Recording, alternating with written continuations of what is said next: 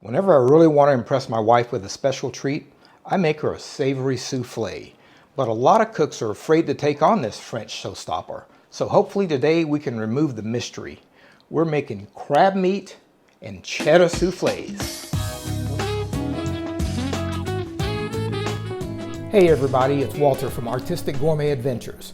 My wife Kim and I own this unique small group tour company where we host groups of 6 to 12 guests for one-week luxury adventures in beautiful locations throughout Europe and the United States. I have the privilege of being the adventure chef, creating and preparing daily gourmet meals for our guests.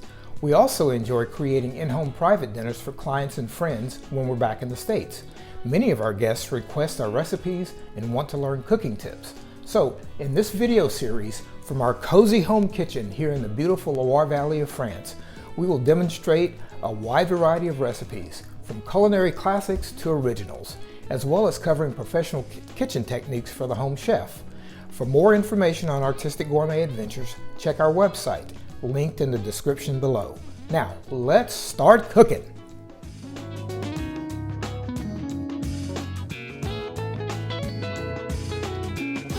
So, talking about souffle today. It is absolutely one of my wife's favorite meals, and it's so easy to make, and we're going to try to demystify why people are so afraid of making soufflés. So soufflés basically contain two elements, at least the savory soufflé does.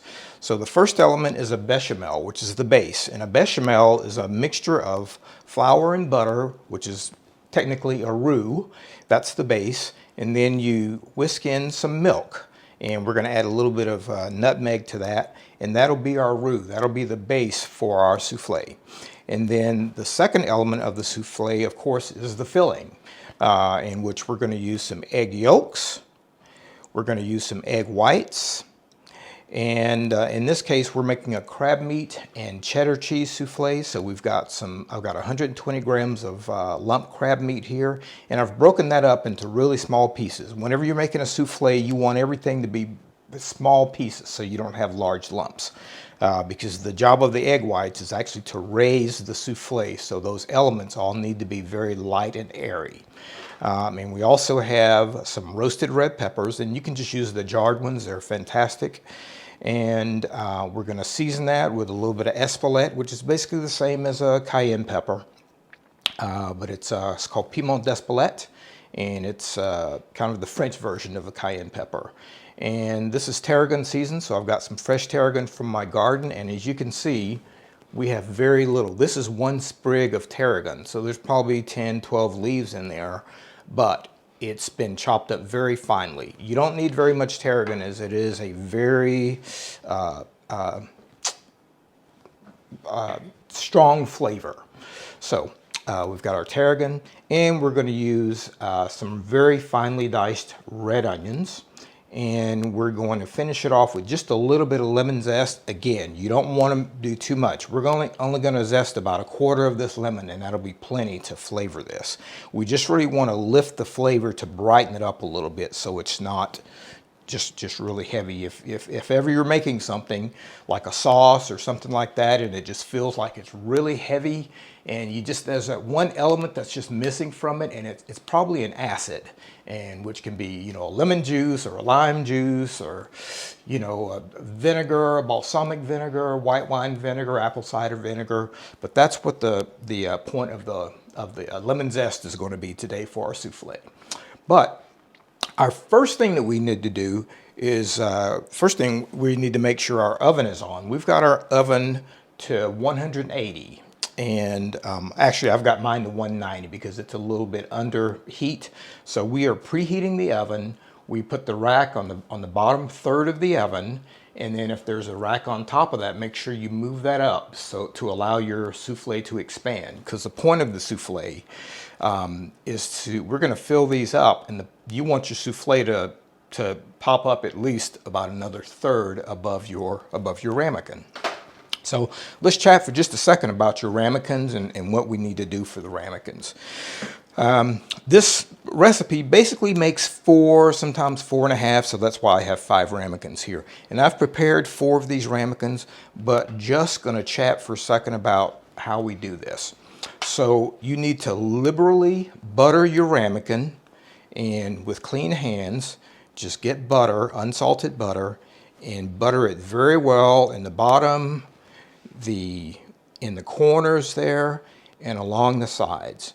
And one little trick that you may have heard about soufflés, and one thing that'll help them rise, is if you will take your pastry brush and just brush up on the sides so that you've got those little lines going up the side of the ramekin. Don't know if you can see those little lines. So that will help your soufflé to rise. All right, and then after that, we're going to coat the inside of our ramekins with some breadcrumbs. And in this case, we're actually making a gluten-free soufflé. So we've actually got gluten-free flour here, which I basically exchanged for a regular all-purpose flour. The gluten-free flour mixes today are very well done, and you don't need to worry about adding any gluten type things like xanthan gum or anything like that. It's well balanced and it works just like a regular flour. And I've also got some gluten-free breadcrumbs here. So what we're going to do is we've got our butter in there, and what I like to do is put the breadcrumbs in one, and then on top of the second one we'll just go around just like this. And then we basically want to get all of these guys coated, and this will help your soufflé to rise as well. And make sure we get some on the bottom, but you don't want it loose in there. You want it sticking to the sides. So same thing with all of our ramekins. All right. And at the end, you just tap it so that you don't have any loose breadcrumbs sitting there. And same thing here for the very last one. And on the very last one, we can just go right on top of our original container that had the breadcrumbs in it.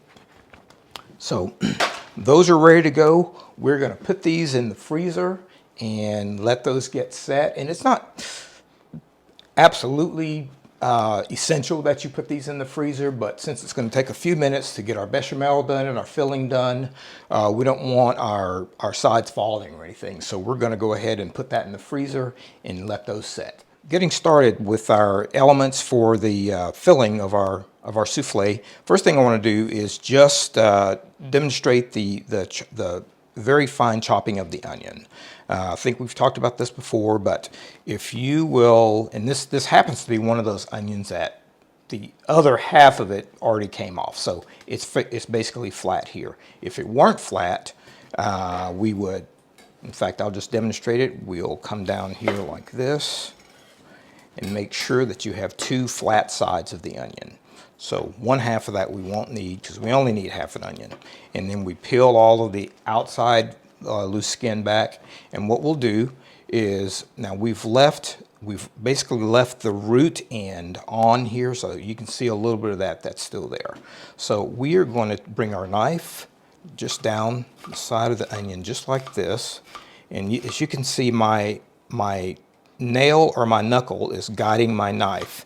In this case, since I'm using I'm using the paring knife, I'm making very, very thin cuts here in this onion because we want this to be very narrow. This cut, the French term for this is called ciselé.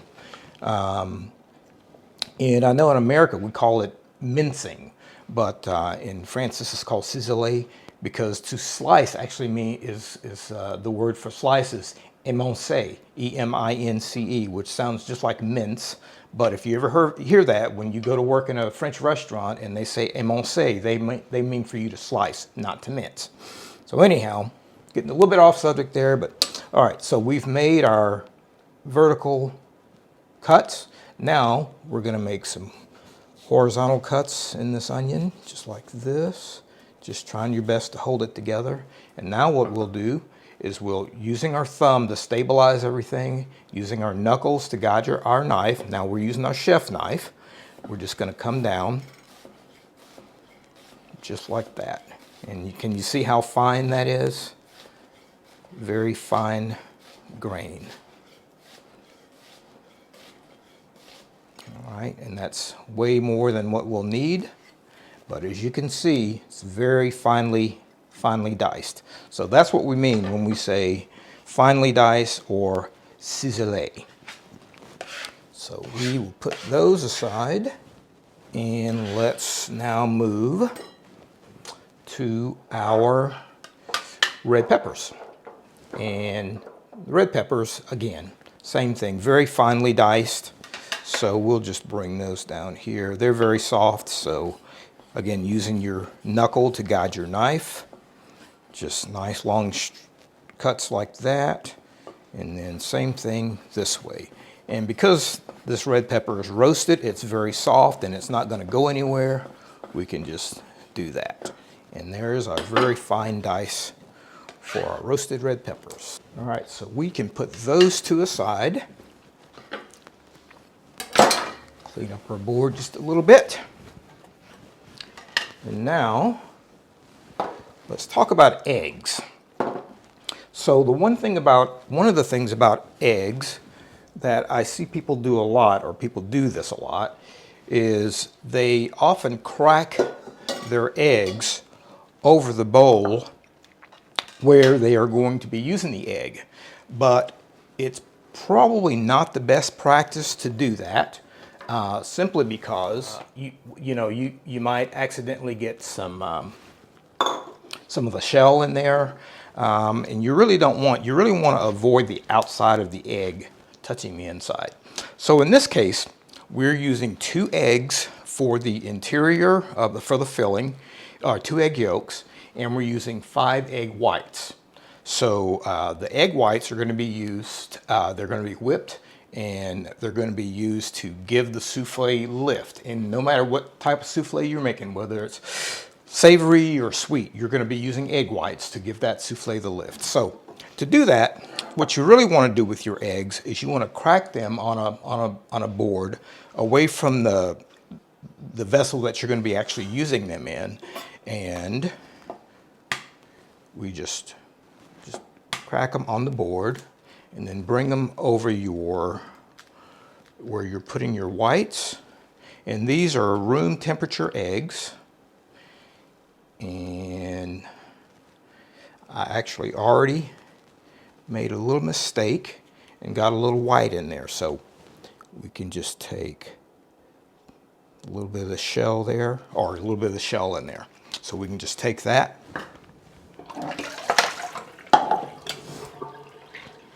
and do that. All right, one more.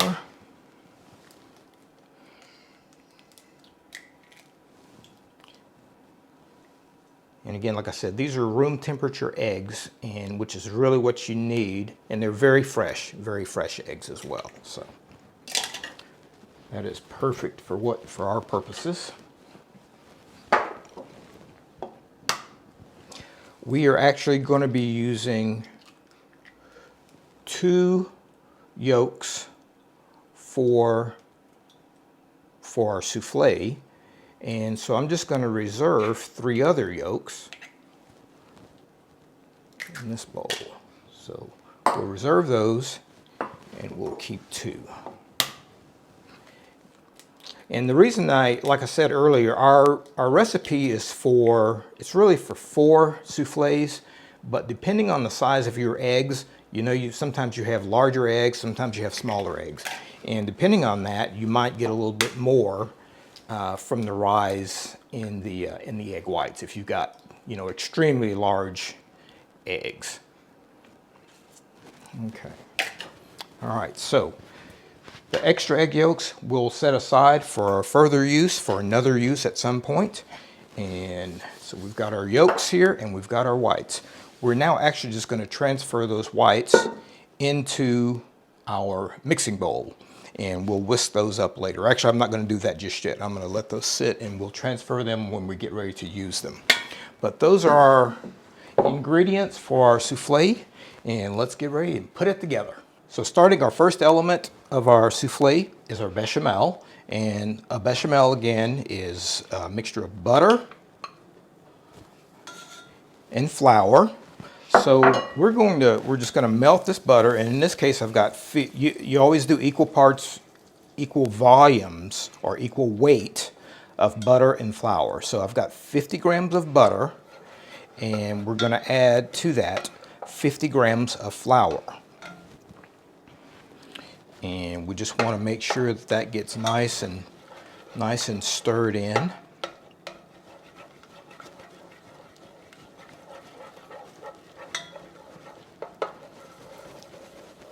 Just add your flour all at once and stir it in very well. And make sure your fire is on about a medium or medium low.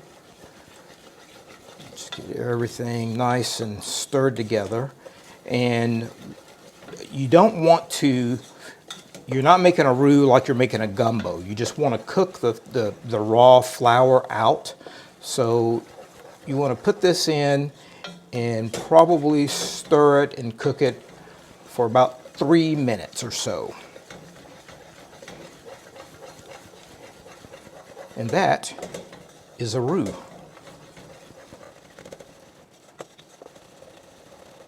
There we go. And it kind of starts taking on a little bit of a sweet smell, almost a dessert type smell. All right, so to our roux now, we're gonna add milk, and I'm just using whole milk.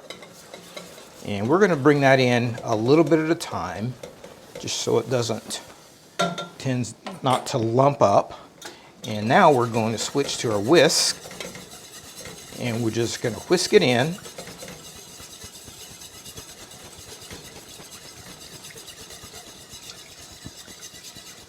Whisk as you pour.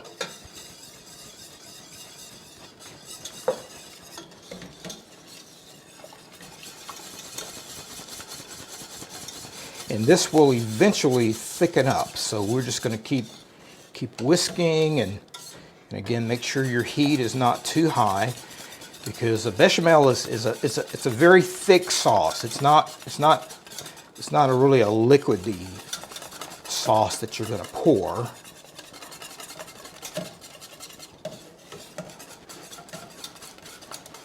And every once in a while, you might want to come along with your other spoon and just get things out of the corner.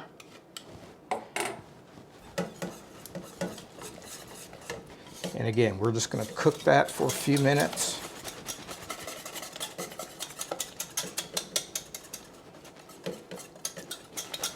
Probably about 5 minutes. We'll let that cook, and then we'll come back and finish it. All right, we're about to finish with our bechamel, and we're just going to go ahead and season it a little bit with a little bit of black pepper. And you could use white pepper if you want to make sure you didn't get any specks in it. And just a little bit of salt, just a pinch. And we're just going to use freshly grated nutmeg, just a tad. And nutmeg is, except for when you drop it in the pot, is pretty essential to a bechamel. It's that extra little flavor that you want in your bechamel. Okay. And that is ready to go. We can turn our heat off. And now we're going to transfer this to a large bowl.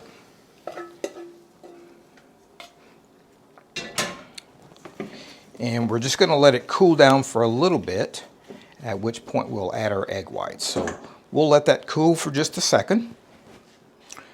And in the meantime, we're going to go ahead and do our egg whites. I think I said we're going to add our egg whites to this. We're not. We're going to add our egg yolks once this cools down just a little bit. But now we're going to whip our egg whites. And we're just going to put them in our bowl. And I've got the large, I can't think of what this attachment is, for whipping on our mixer.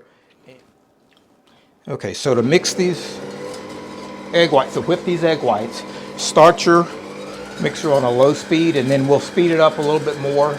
And the goal is for your egg whites to hold soft peaks. When we lift this up, we want it to hold soft peaks. So, and you can gradually go ahead and bring your speed up on that. In the meantime now, we'll go ahead and we'll add our egg yolks. 2 egg yolks. Get those nice and stirred in. And the rest of our ingredients.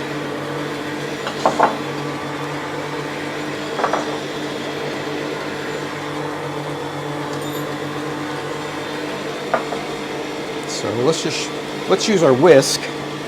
Get that nice and whisked in.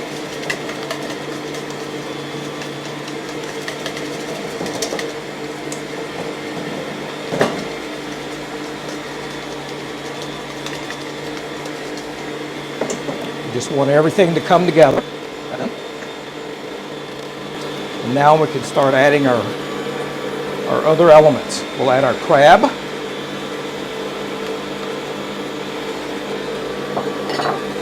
Our cheese,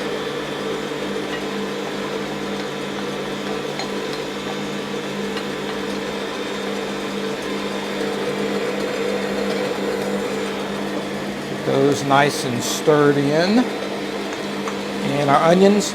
And you know, I said a half onion. That looks like a lot of onion, so we're not going to add all of it, although it really will go, it'll dissipate in the flavor. And we'll add our red peppers.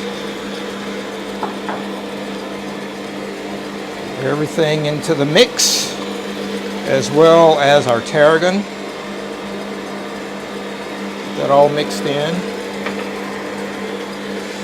A little pinch of our Esplette or Cayenne, whichever you might have.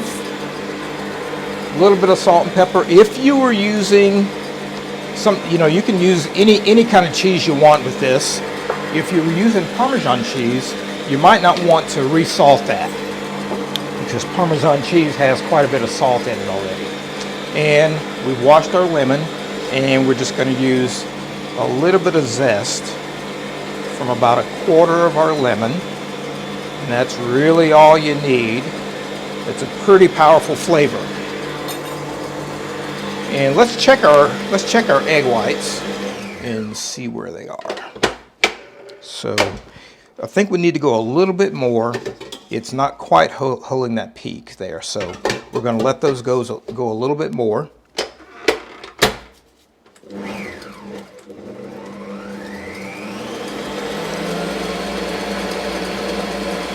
There we go. Meantime, we'll get everything all mixed in.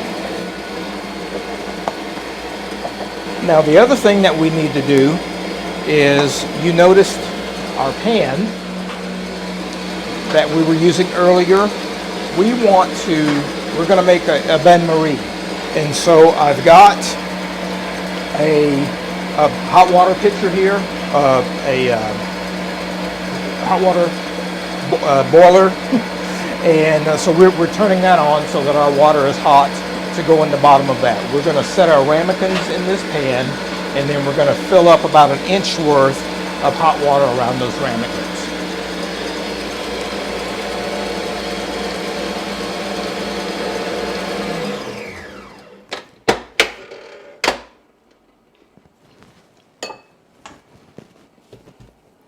Okay, so our egg whites are done, and as you can see, they're holding pretty stiff peaks there now. And you don't want to go any farther than that, because they'll start deflating. If you over whip your eggs, they will not do the purpose for which they were intended. All right, got all of our elements mixed in for our souffle. So the next part of this, the next step of this process is an important one, in that you want to make sure that you get your egg whites mixed in, but you don't want to deflate them. So we're going to go in fourths. So I'm going to put about a fourth of this egg into my mixture, and really just to lighten it up a little bit. And we're going to mix those in. And we're just trying to get our mixture lightened up a bit. And at this point, we're going to start using our spatula, our soft spatula, so we can keep things off the sides.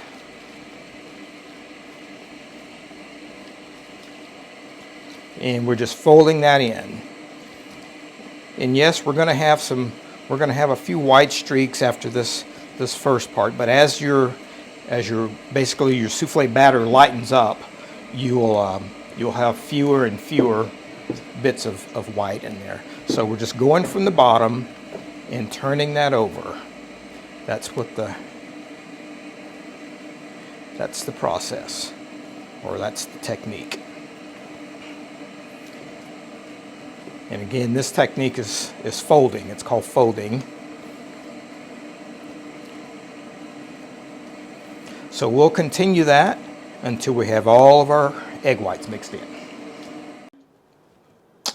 We've got everything folded in, and as you can see, I've already filled 3 of these, or partially filled 3 of them, and we've got one last one, and I'll just show you a little bit of a technique. And get our very last one filled. And you can certainly use a ladle, which I did for a couple of these. You can use a ladle to fill these if you'd like, if that helps. But the idea for these soufflés is that you really want them filled to the top. So we're going to fill it to the top, and we're going to spread it to the edges. And it's really helpful to have a nice an offset palette knife. So that really helps to get that nice and square on the top. And again, like I said earlier, these eggs were actually undersized. So we probably could have used 6 eggs. And that's one of the things in doing something like this that you'll become aware of, and maybe think about it ahead of time, like I didn't. So we're just going to get those finished, and we want to make sure that the edges are nice and clean. So I've put my thumb and my forefinger in some water, and now I'm just going to go around the edge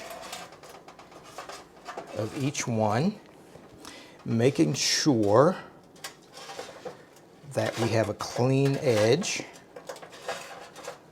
And this will actually enable things to rise better. And my camera lady, my wife, reminded me that this thing is called a kettle. So it came to the boil, our water is hot. So what we're going to do now is we're going to put this, what I like to do is I like to fill a little bit of this with water. Then we will open our oven. We'll pull our rack out partially in the oven, and we'll set this on the rack. And once that's on the rack, now you can begin filling the rest of it up. That way you don't have to worry about struggling to get back to the oven with a pan that's full of water, especially if you have a little bit more shallow pan. Okay, so we are now going to leave that in the oven, and we'll take a look at it in about 25 minutes. And what we're looking for again is for these soufflés to rise, and then to have a nice browning on top. And the thing about soufflé is that when it's done, it's time to eat, because once you take them out of the oven, they will start to go down. So that's the impressive part of it. It should be a real showstopper. Our soufflés are just about ready, but I just wanted to go over a couple of things just to make sure it was clear before. When you make your bechamel and you mix your egg yolks into that, you want to let that mixture cool down just a little bit. You want it to be about room temperature. I mean, you can go ahead and put your cheese in, but then you want the mixture to cool down before you mix your egg whites in. So once you finish with your bechamel, you can put your egg whites and your cheese in, and then add your whatever seasonings you have. Let that come to room temperature. In the meantime, you've whisked your egg whites. And another little trick that you might want to use when mixing your egg whites is once you start them on low, you let them whisk for about a minute or so. Just put a pinch of salt in there. I know a lot of people use cream of tartar, lots of different things, but it helps to break down the liquid and stabilize the egg whites. So if you're having trouble with your egg whites holding the stiff peaks, that may help that process. And then you just want to make sure that once I said stiff peaks, I meant soft peaks. Once it holds a soft peak, you don't want to mix it anymore, because at that point it'll become grainy and it'll be very difficult for you to fold into your egg yolk mixture. So we are about ready to pull these out. And again, it depends on the heat of your oven. I know some people might be tempted to use convection oven, but you don't want to use a convection oven when you're making, a custard or a souffle, that kind of thing, because convection, generally the heat in the oven comes from underneath, but when you use convection, the heat comes from often a fan, which is placed in the back of the oven. And just the action of that fan blowing things around might cause your souffle to fall. So, and also you don't want to continually be checking your oven. As a matter of fact, I try to refrain from checking the oven at all. So if you've got an oven that you can see through, try using the light. Trust that light to determine when it's done, so that you don't open the oven. That quick drop in temperature could also affect your souffle. So now is the moment of truth. Okay, there we are. And I think we have liftoff. As you can see, a couple of them have risen better than the other two. These two were at the back of the oven, these two were at the front. So that just tells you that it may be cooking a little bit unevenly. And I am using some canning tongs. If you've got canning tongs, it helps to use those when you want to remove your soufflés. So we're just going to take those out, and you want to make sure that all of your guests are seated at the table and ready to go when you're making soufflés, because as you can already see, they don't wait around too long for people. They will start to fall just as soon as you take them out. Okay, if you're ready, we're going in. Oh, nice, light. Oh, fluffy, look at that. Just take a look at that. Cheesy.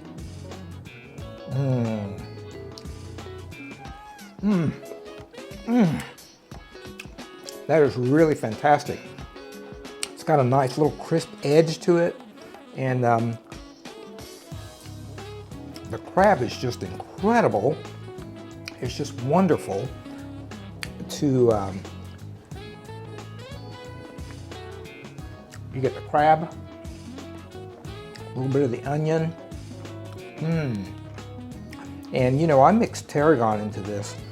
You could always use other herbs, like use some Italian herbs. You could use herbs of Provence, dried herbs, that kind of thing. I like using fresh ones. But give this a shot, and switch up your cheeses, switch up your fillings, that kind of thing, and give it a shot. As you can see, it's not as difficult as it seems to be. If you enjoyed this video and you'd like to see more, give us a thumbs up below and hit that subscribe button. It's free. and ring the bell if you want to be notified as soon as we release a new video. Also, let us know in the comments if you have any special recipe requests. We really appreciate you tuning in. See you next time.